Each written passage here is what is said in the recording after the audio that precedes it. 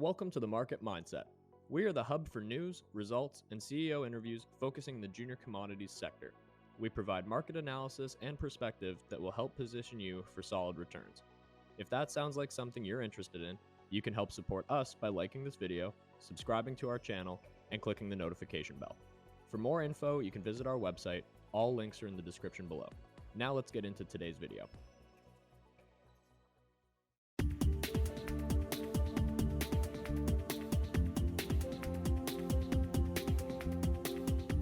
Good afternoon, everyone. It's Andrew with the Market Mindset. We're joined with Curt Marvis again from QYOU Media. Great to catch up with you again, although it's tough markets, but we're really excited about the growth pattern, the last couple of news releases as well that you've had. So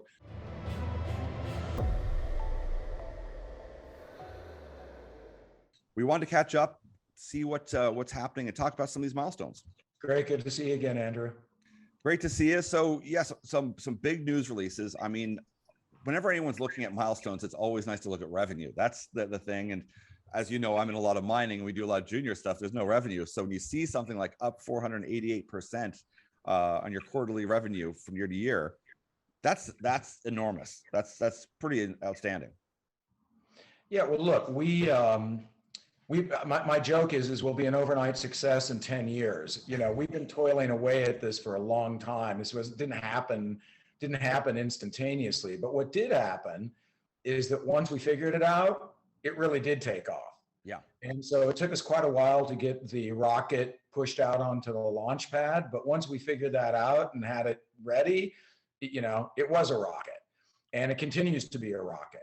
And so that's what we're really excited about. I mean, look, the bottom line is that we did, I don't know the exact number, I might be off slightly, but roughly, $2.6 million of revenue, I think it was, in 2020.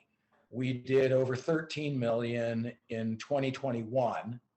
And while I'm not providing official guidance to the market right now, you can just presume by the announcement you're referring to and by what's going on that we're going to have, somewhere between significant to dramatic revenue growth in 2022. And so the bottom line is that the business, we kind of break our business down into having three business units. One is our India channels business, which is what's driving a lot of that growth today. One is our India influencer marketing business, which is also driving a lot of that growth. And the other one is the QYOU business, the influencer marketing business that I don't talk a lot about, frankly, but is also, expected to double or more in revenue this year. So when you've got, 100% revenue growth plus happening across all your business units, it's pretty easy for me to say that the core business units are all performing really well.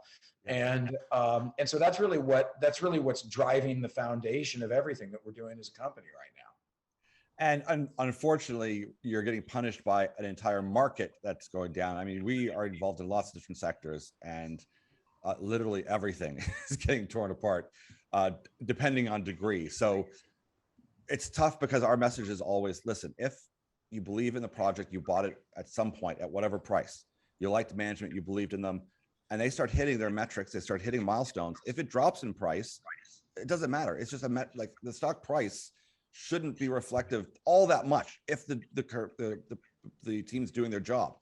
And you're hitting milestones. You're adding another 63 new smart TV manufacturers via cloud TV as well, on channels as well. You've got the revenue growth. I mean, these are pretty big things that, if nothing else, if someone's sitting on the sideline, should feel quite buoyed that, listen, you guys you're doing the deal, you're doing it well, and you're hitting stride. Yeah, I mean, look, one thing I've learned over the years is that the global economic condition of the stock market cannot be controlled by any one company, and probably any group of companies. It ebbs and flows. It always has. There have always been down times. There have always been frothy up times, and there will in the future. I don't think that's ever going to really change. There's always been bear markets and there have always been bull markets, and that will continue. Look, we're suffering from the bear market that everybody virtually is suffering from now. And look, there are exceptions, obviously. But when you've got companies like, Amazon trading at a 52-week low, Yeah. then I think we all can pretty much agree that Amazon's got a fairly good business that they've got going. And so is them being at a 52-week low reflective? Well, the market always overreacts in these type of conditions, up and down. Frothy and bear and bullish. There's always an overreaction. There's kind of like everybody run this way, everybody run that way. And so, from our point of view, we are being unmercifully punished along with a lot of other companies. In fact, I would argue most other companies, by sort of the panic that's set in the markets right now about where is the market going to go and the overall global conditions. I mean, there's a lot of crazy stuff going on right now. Yes. And instability, and people don't like instability. We have to, as a company, weigh that against what's really happening in our business. Our business keeps growing. If we were in a frothy market, I would argue we'd probably be at $1 right now. Yes. Instead, we're looking at 15 cents. That's insane. It is. We're basically trading at 2 times what we expect to be 2022 revenue. Our market cap. It's like 2 times when you're having, 400+% revenue growth, when your business is like a rocket ship in terms of what's happening, when you're in a market, India, that is exploding and has this massive population surrounding what your business is designed to attract, when you have a business here in the United States that's basically completely driven by TikTok, which is a business that's growing so fast, it's blowing up and creating problems for Instagram and for YouTube. These behemoth companies, that's how fast TikTok is. And we are like expert TikTok suppliers. So we're in a macro environment that's extremely attractive from that perspective. We have growth numbers, revenue growth numbers that are astonishing in any market. And yet here we are trading at 2 times revenue. It's like, what? I mean, if it was a shit market, I would argue we should be 5 to 6 times. Yes. If it was a reasonably decent market, given the macro world that our business is based in, which is social commerce, social video, young audiences, TikTok, all this stuff, we should be 8 to 10 times. I remember back in the cannabis heyday, there were companies that were trading at 50 times, 100 times. We're trading at 2 times. So when I talk to people and I say, okay, we're at 15 cents and that represents roughly 2 times what we expect, plus or minus what we expect to be revenue for this year in terms of our market cap. Well, okay, 2 times, even if we were at 4 to 5 times, which is not frothy on the kind of growth trajectory that we're on, macroeconomic things, then we would be trading at 40 cents. That's where I think we should be right now. I think we're in a shitty market. We should be trading at probably, given market conditions, our stock should be 40 to 50 cents. In a frothier market, it would be $1.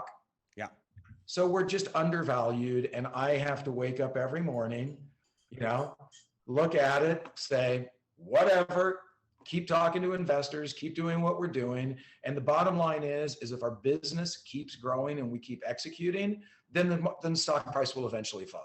Yes, I'm glad you touched on that, because I think what can happen is we have to change the conversation to some degree, because there's so many factors beyond our control, and the market may stay down for the summer. It might turn around and has shown capitulation. We can't know that and time it, but I think people are going to start to really focus on, why did I buy this company? Not QYOU, but any company.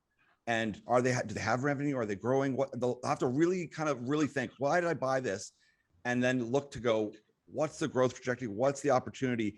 And some companies are going to get thinned out or pared back on people's positions. And companies that stand out, that have during a COVID, during some really tough times with all of the issues we're dealing with, who've had huge growth rates, that becomes exciting, because you're an easy story to understand. It's a huge market in India. It's media. Even if they shut down again because of COVID or another strain, people aren't going to not watch. That could help us. Yeah.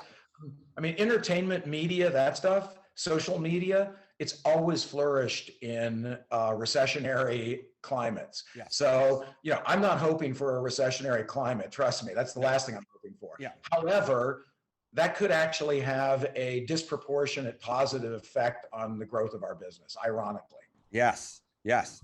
And then that's I think the conversation needs to be like, who in your portfolio is performing and has performed, regardless of the stock price. Because we've talked about before, sometimes the stock price can be reflective of where the company is, but sometimes it's totally out of touch and totally out of reach. And that's certainly the case where you're at now. When you have the revenue, you've had the growth, you've figured out the model, you've tested it, it works, and quarter after quarter, you're getting the better numbers as well as viewership, and increasing revenues. I mean, this next year, I mean, it looks very attractive, and we can't pretend we'll know the stock price, but as a business, and that's what we look at, is as a business, it looks very strong. Yeah, I think, look, again, we've been around for a while, and we had a rough go in our first 2 or 3 years as a public company. Hindsight's 2020, of course, and I can look back down and go, oh, gee, maybe we shouldn't have been public then. Well, whatever, it is what it is at this point. The reality is that we've been heavily reliant, and I would probably argue are continuing to be heavily reliant on Canadian investors. We are starting and making a push into the US. Obviously, travel is easier now as well. So there was a period of time where I couldn't even, basically go to New York City. Yeah. That's opened up, and so working the U.S. market is becoming possible now. Frankly, working the European market, we have a huge investor base, believe it or not, in Denmark. We have investors in the UK. We believe that there's an investment group out of India. So a big priority for me is to get our story out to a wider audience over the course of this year and going into 2023. Obviously, number one priority is to make sure the business continues to grow on the trajectory we're on, and also to build the underpinnings of what will bring us greater success in 2023 and beyond. I get asked all the time on our financials, well, when are you guys going to be cash flow break even, et cetera? We could operate all 3 operating business units today at profitable business break even or better. Okay, all 3: the QYOU USA business, the Chatterbox business, and the channels business. That's not what we're doing, because we're trying to grow a much, much, much, much bigger business. And that requires us to invest capital in what's going to drive that up much further in 2023, 2024, 2025. I had a conversation yesterday with someone, and I said, look, I look at India as what's going to happen for our business in this decade. Yes. Not what's happening in 2022. It's what's going to happen for our company between 2020 and 2030. Yeah. The world's going to have a lot of stuff that's going to change, and India's going to have a lot of stuff that's going to change during that time period.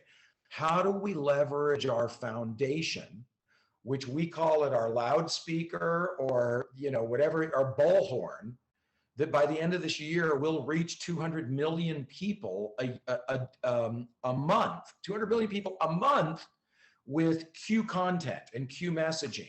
How are we going to leverage that to grow that into something that's massive in 2025 to 2030, where we do see $1 billion valued business? Yes. And that's really what we're working on. And so for us, if we were a private company, we'd have all the public company stuff. We wouldn't be talking about any of this. We'd have 3 businesses that are performing. They'd start throwing off more cash, and the private guys like myself that owned it would all be happy campers. We think we can be much, much, much bigger than that. Not just for me, but for all the shareholders of the company. So that's what we're doing. And that's what I love to hear too, is that regardless of what the price happens to be, the management is still saying, we can grow this. We're going to grow it. The factors we can't control is that up and down of a volatile stock market. And that's fine, because part of the issue is that a lot of people are passively invested in a lot of things. So if you're with BlackRock or Vanguard in some ETF or a fund that's US equity, Canadian equity, and you've got a piece of all FANG, you're immediately hurt, and you are just by a proxy of having that. This kind of approach is saying, that's fine, you should have your passive investments, but if you looked and put a little time in and found companies, little diamonds in the rough, that are excelling in tough periods of time, and that are not just also going to capitulate themselves and say, listen, we're going to tuck our heads down and we're just going to ride this out and hope the market gets better. Say, no. The effort we put in here, there's like a stored value or kinetic energy in here right now that's not being reflected, that eventually will. And if we keep on executing our plan and building it out, it's just a matter of time before the market sentiment changes and then boom, you do get rewarded. And those companies that Yeah, have I been, mean, yeah, 100%. And we are, um, we're patient. It's taken us a while to get here. We're patient, and we know that we know we're in the right place at the right time in terms of the macro business environment that we're in. We're not necessarily at this exact moment in the right place at the right time in terms of the stock market yes, business that we're also in. And so we can't overreact to that either. no, You know, yes, we're just like, I don't sit here and watch the ticker. Oh, we went up a half a penny. It's like, whatever, you know. It doesn't mean I don't care about our stock price. I care dearly about our stock price. That's our share prices. You know, I look at it every day, and I care about it, and I'm fully cognizant and aware of people that bought it whatever price might be down right now, and including myself. I share their pain. yes, And but that cannot drive panic on the execution of the growing of the actual business itself. And knowing that social media, social video, social content, short form video, influencers, and the power of influencers, sorry everyone, that's not going away for a while. It's only going to get bigger and bigger and bigger and bigger, because there's a massive young population of people that have now grown up with that, just like people like myself grew up with television. Yeah. And that television business grew and grew and grew and grew for 50 years. Well, guess what? This business is going to grow and grow and grow and grow for 50 years. It's only really been around for a little over 10 years. yes. Well, it's not going to go away. It just keeps getting bigger and bigger and bigger. So, you know, that's why I don't wake up, you know, crying in my cereal every morning. That's why I'm able to say, hey, we'll just keep moving. We'll keep doing what we're going to do, and we'll keep building, actually, because building is important. I'm more focused right now in terms of my day-to-day activity on 2023 and beyond than I am on 2022. 2022 is kind of already lined up and is going to largely be what it'll be. We know what we're doing now. We just execute. Yeah. But 2023 and beyond, that's where a lot of the initiatives that we're working on that are going to grow, seismic growth, logarithmic growth potentially for the business. That's where I'm spending my time. Excellent. Well, what are a couple yardsticks? So if someone's saying, okay, listen, Curt, I'm with you. We know it's going to be a little tough ride here. And that's fine. We understand the business. We love the business. What's some short-term or near-term kind of things so that you are allowed to say that, yeah, we're trying to execute on a couple of things, and this is what we're working towards, so that they can say, yeah, he's checking the box, he's doing it. Yeah, I think there's a way I can address that answer by not talking about anything specific that we're working on right now. Yeah. And what I would answer is this. We collect a lot of data, okay? We get data from BARC, which is the measurement system of our TV stuff. We get data from Amagi with our fast TV or connected TV platforms. We get data from our digital partners. We get a lot of incoming data. And I was just over in India 3 weeks ago, and a large part of my time spent there was that we are not yet successfully leveraging that data. And so we are making a big push between now and the end of this year to harness the power of that data. And what are we going to do when we harness it? That bullhorn or loudspeaker of reaching 200 million people on a weekly basis, I think I said monthly, on a weekly basis in India. Well, imagine when you've got the data really, really, really working for you, and now you've got the loudspeaker blasting out to 200 million people per week. As I say, 200 million people are 400 million eyeballs, since most have. Yeah. So the growth trajectory for us going forward is not just being a media business, it's being a content business that is shifting into transactional content. So everything that we do on a content basis is driving transactions, meaning money. Yeah. And all of it's data driven through this loudspeaker. Yeah. So if people start to look at our company, and you'll see a lot more coming in the future that's shaping this plan, that's where we're headed as a business. That's where we will become a multi-billion-dollar asset. Yes. Yes. Because the power of the data that we're collecting and really harnessing that with the audience that we're reaching is the fundamental way that we believe that we get. Don't think of us as a group of television channels. That's the last thing we are. Yes. We're going to become a data repository that is using that information to drive transactions. And that's going to be through our content. So that's where we're headed as a company. That message will get more clear and be more understandable in coming, not just weeks, but in the coming quarters and years as we go forward. And I think people will be able to look back in the time capsule of this conversation we're having right now and go, holy shit, Yes. okay, that's what they were actually doing. Yes. I think that's a great place to jump off, because it is a big chunk of really interesting conversations. But we'll check up with you the next time. That's a good teaser to leave people with, because that conversation alone will, I think, and this hint will open up a lot of eyes to go, ooh. Well, we'll be delivering on that. Trust me. Excellent. Well, Curt, thanks so much for catching up with us. Enjoy the summer as best we can. But hey, listen, you've got things working as a business, and you've figured out the model, and it's working. Yeah, the stock market's going to do what it's going to do, but that gives a lot of like you said, a lot of ease and comfort to just execute, keep focusing, because there's a lot of positive news there, and just let the market, it's going to do what it's going to do. And absolutely. Perfect. Well, appreciate the time, Andrew. Good to talk to you, buddy. Great to see you. Take care, and we'll talk soon. Okay, see you later. Bye-bye.